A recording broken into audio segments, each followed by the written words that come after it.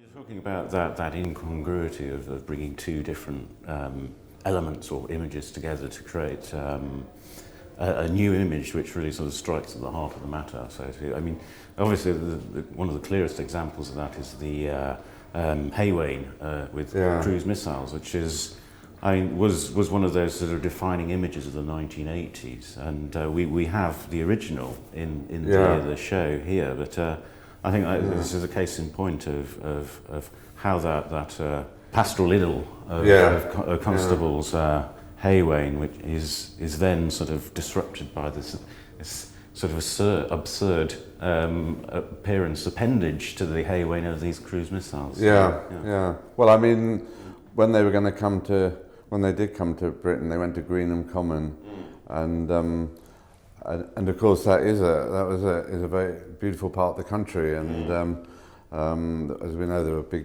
peace camp. There was a women's peace camp, and there was a big protest.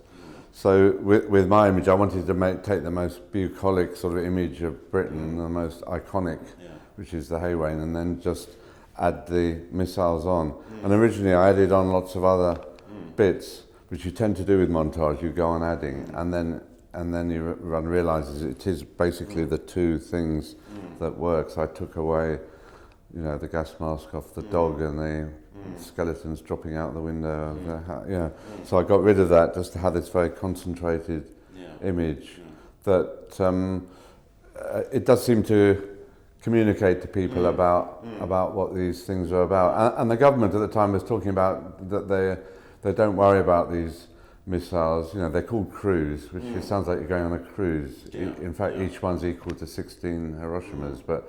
And then they said in Parliament that Tories said, don't worry about cruise missiles, that they'll melt into the countryside, which was a nice phrase.